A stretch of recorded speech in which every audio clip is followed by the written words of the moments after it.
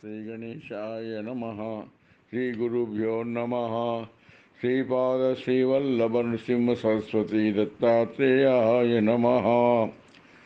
దత్తాత్రేయం గురుశాంతం అవధూతం దిగంబరం భక్తాభీష్టప్రదం వందే గ్రంథరూపేణ సంస్థితం. గురుర్బ్రహ్మా గురుర్విష్ణు గురుర్దేవో మహేశ్వర గురు సాక్షాత్ పరబ్రహ్మ తస్మై శ్రీ గురవే నమః. గ్రంథ గురుచరిత్ర సప్తాహ పఠన పద్ధతి, అందులోని శక్తి. ఈ ప్రపంచమునందు ఎన్ని రకరకాలైన విలువ గనులు త్రవ్వబడుతున్నావో, ఉదాహరణకు బంగారం గనులు, బొగ్గు గనులు, అబ్రకం గనులు మొదలగునవి.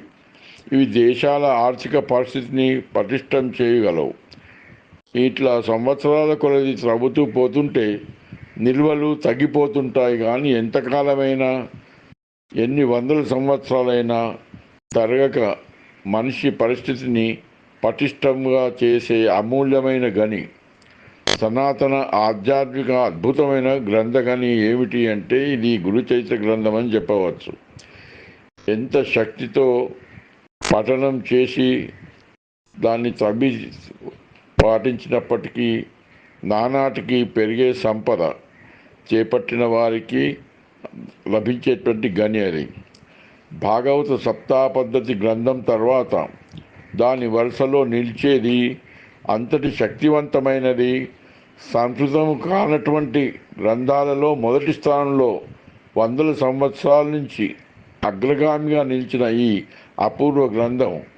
కలియుగమందు జన్మించినటువంటి ఈ గ్రంథాన్ని కామధేనువు కల్పవృక్షంలో ఒకటైతే ఎంత ఫలం ఇవ్వగలవో అంతటి సామర్థ్య ఫలములనిచ్చేది. అతి పవిత్రమైనది, సద్గురు లీలలతో విస్తారంగా నిండి ఉన్నది గురుచరిత్ర సప్తాహ పఠన గ్రంథం.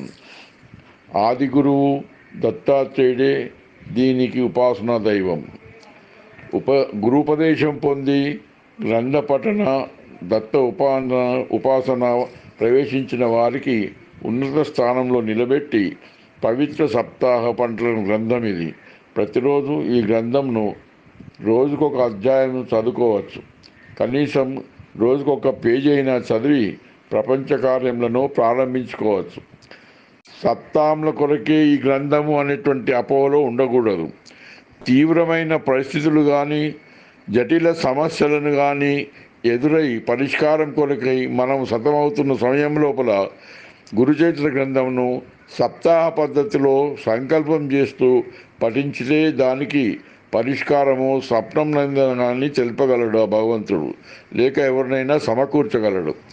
సప్తాహ పద్ధతి గ్రంథ పఠనం అంటే గరిష్ట, పటిష్ట, వరిష్ట నిష్ఠలతో కూడి తీక్షణముగా ఆహార నియమాల నియంత్రణను పాటిస్తూ, నిద్రను తగ్గిస్తూ, కొన్ని త్యాగాలు చేస్తూ, చాపపై భూషయనము బ్రహ్మచర్యంతో కూడి తీక్షణంగా ఆ చర్యలను అవలంబిస్తూ సప్తాహ పరంపరలు కొనసాగుతుంటే ఉత్కృష్టమైన మహోన్నతమైన ఫలములను పొందవచ్చు.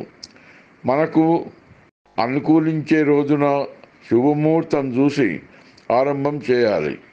గురుచరిత్ర ప్రకారం అయితే శనివారం ప్రారంభించి శుక్రవారం పూర్తి చేయాల్సి ఉంటుంది. ఒక సప్తాహం అయితే 8వ రోజున అవతరణిక అనే చివరి అధ్యాయం చదివి సప్తాహం పూర్తి చేసి బ్రాహ్మణ ముత్తేళ్లకు భోజన దక్షిణ తాంబూలాలనిచ్చి సమాప్తి చేయవచ్చు. తర్వాత దత్తుని ఆశీర్వచనం పొందుతూ సమస్యలను పరిష్కరించుకోగలరు. జటిల సమస్యలు, చిక్కువీడని పరిస్థితులు, ఉద్యోగాలు, సంతాన సమస్యలు పరిష్కారం కొరకు వరుసగా 7 సప్తాహాలు అఖండ దీపంతో 7 రోజులకొకటి చొప్పున 7 సప్తాహాలు 49 రోజులు చేయగలరు. తదుపరి 1 సంవత్సర సమయము వాటి ఫలము లభించవచ్చును. సప్తాహ పద్ధతి గ్రంథ పఠనం అంటే మౌనంగా కానీ, బిగ్గరగా కానీ, సామర్థ్యం బట్టి నిద్రమత్తుకు లోను కాకుండా పఠనం ప్రారంభించి మధ్యలో లేవకుండా, ఏ పానీయాలు నీళ్లు కూడా త్రాగకుండా, అటు ఇటు చూడకుండా, లక్ష్యము జటిల సమస్య పరిష్కారం కొరకైతే భోజనం కూడా మానేసి ఒకే పూట టిఫిన్లు చేస్తూ మధ్యలో ఎన్ని అడ్డంకులు వచ్చినా చలించకుండా సంకల్ప సాధన చేయమే ప్రధానమని పఠనము సాగించాలి. గ్రంథం మొత్తము 52 అధ్యాయంలో ఒకే రోజులో చదివి పూర్తి చేయాలన్న ఇదే పద్ధతి పాటించి పూర్తి చేయాలి. ప్రతినిత్యము రోజు నిర్ణయించబడిన అధ్యాయములను గురుచరిత్ర గ్రంథంలో సూచించిన ప్రకారముగా ఏకధాటిగా అధ్యాయముల సారమును గ్రహిస్తూ పఠనం చేయాలి. ప్రతి అధ్యాయం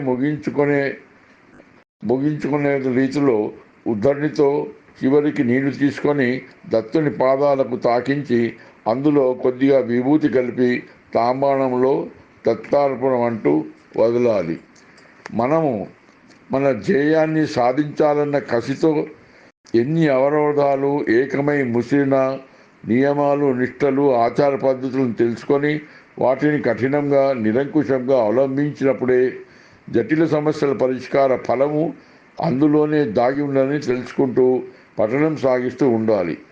ఇంకా తొందరగా ఫలం పొందాలంటే మొత్తము గ్రంథం ఒక్క రోజులో పూర్తి చేస్తూ తెల్లవారి రెండో రోజు కూడా మొత్తం గ్రంథం పూర్తిగా చదువుతూ ఈ విధంగా 7 రోజుల వరుసగా 7 మార్లు పూర్తి గ్రంథ పఠనం పైన చెప్పిన దీక్షలచే చేసినప్పుడు సమాధానం తప్పక తొందరగా దొరకగలదు. ముఖ్యంగా దైవ కార్యాల సిద్ధికై కార్యసాధనకు నిష్కల్మషమైన సంకల్పం ఉత్తమం. అది దృఢంగా కావాలంటే దైవ ప్రేరణ అవసరం. అంటే ఈ సంకల్పాన్ని కుటుంబంలో ఎవరు అడ్డు చెప్పకపోవడం అన్నమాట. మన సంకల్పం ఏంటంటే చూసుకోండి, ఇక సాధనకు తిరుగు ఉండదు. ఎవరు ఎన్ని విఘ్నాలను పురిగొల్పుతున్నప్పటికీ మనిషిని కదల్చలేవు. దానికి సుముహూర్తం కుదిరి ఆరంభమైందంటే సఫలమే సఫలము, విజయమే విజయం. అందుకే మొదట మనిషిలో సంకల్పంకై తపనం ఆరంభం కావాలి. అది తారాస్థాయికి చేరినప్పుడు తపస్సుకు తోడు ఎలా సాగాలి అన్న మదనము మన కేంద్రీకృతం అవుతుంది. ఒక పథకం తయారు కావడానికి హేతువై విజయం సాధించబడుతుంది. సంకల్ప ముహూర్త బలాలకు ఆహార నియమాల బాట దీక్షలు నిష్టలు కొన్ని రోజులుగా సాగుతుంటే దైవకరుణ కలిగి ప్రతిదీ కర్తలామలకం అవుతుంది. ఆ శక్తిని లోక కళ్యాణం కొరకు ఉపయోగించినప్పుడు పరమాత్ముడు పరవశం పొందగలడు. వారి కుటుంబ తరతరాల వారికి దైవ ఆశీస్సులు ఎడతెగక పుష్కలంగా అంతం లేకుండా లభిస్తూనే ఉంటాయి. ఇందులో మనుషుల గొప్పతనం ఏమీ ఉండదు, అంతా దైవలీలలే. అది నమ్మకంచే ఆరంభించబడితే మన మధ్యలో విశ్వాసం కుదిరిస్తుంది. ఇది ప్రధాన విషయంగా తెలుసుకోండి. విఘ్నాలు కలిగించడానికి అరిష్ట రూపంలో కానీ, రోగ రూపంలో కానీ, పరాభవ పరిహాసాల రూపంలో కానీ, విషమ పరిస్థితులను ఎందరో ఎన్నో రకాలుగా ప్రయత్నాలు చేస్తుంటారు. అయినప్పటికీ మన పఠనము ఆగిపోగలదా? మన వజ్ర సంకల్పం ఆ గడ్డిపోతులకు లొంగిపోతుందా? ఆగిపోతుందా? లొంగిపోతుందా? లేక లొంగిపోతుందా? ఆగిపోతుందా? అది మీ చేతిలో గల నిర్ణయం. ఎప్పటికీ ఆగదు ఆగదు ఆగదు, లొంగదు లొంగదు లొంగదు. మన వజ్ర సంకల్పమే అన్నిటినీ ఓడిస్తూ తాను గెలుస్తూ మనకు సిద్ధమైన ఫలంను సిద్ధింపజేస్తుంటే ఇదే మన దృఢ భక్తి సాధనలోని ఉన్నతమైన దృష్టాంతరం. మనము ఎవరికి దేనికి చివరికి ఆ దత్తుడికైనా భయపడేదే లేదు. నిర్లక్ష్య ధోరణిగా అపోహలు, క్రోధము ఇవన్నిటిని దూరం ఉంచి ప్రశాంత వాతావరణము ఏర్పరచుకోవాలి. అప్పుడే దత్తగురు యొక్క కృప ప్రసాద రూపంగా మనకు లభించగలదు. మన హృదయంలో తన్మయ భావము పొంగి పొరలి రసాలు ఏరులై మదిలో పారగలవు.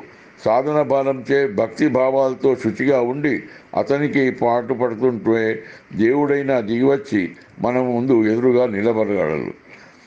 భక్తి విశ్వాసం గలవారికి ఓవంటే పలుకుతాడు అతడు. సదా గృహంలోని వారిని, వారి పిల్లలను కాపాడుతూ అదృశ్యంగా వారి వెంట అండగా ఉండగలడు. మన మొరలను వినిపించినతో కార్యములను తీరుస్తూ జటిల సమస్యలను కూడా పరిష్కరిస్తుంటాడు.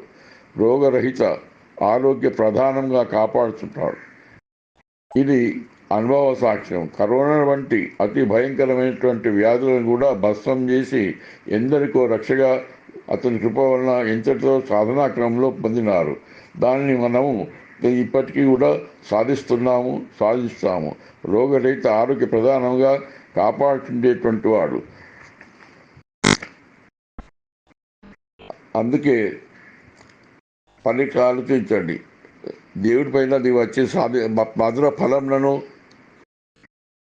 సాధించడానికి సాధనలో కసి తీవ్రతను పెంచుకుంటూ పోగలగాలి, ఆపేయకూడదు. దీనివల్ల మనలో ఆధ్యాత్మిక శక్తి పెంపొందుతుంటుంది. మనం పలికే మాట కూడా శక్తి వస్తుంది, ఎందరికీ ఉపయోగపడుతుంది. ఈ విషయాన్ని ఎప్పటికీ దృఢం చేసుకుంటూ భక్తులందరికీ లోకక్షేమం కొరకై, జగత్ కళ్యాణం కొరకై పాటుపడుతుందాము. అందరికీ దైవ గురు ప్రసాద ఆశీస్సులు. సర్వే జన సుఖినో భవంతు. లోక కళ్యాణమస్తు. అవధూత చింత శ్రీ గురుదేవ దత్త.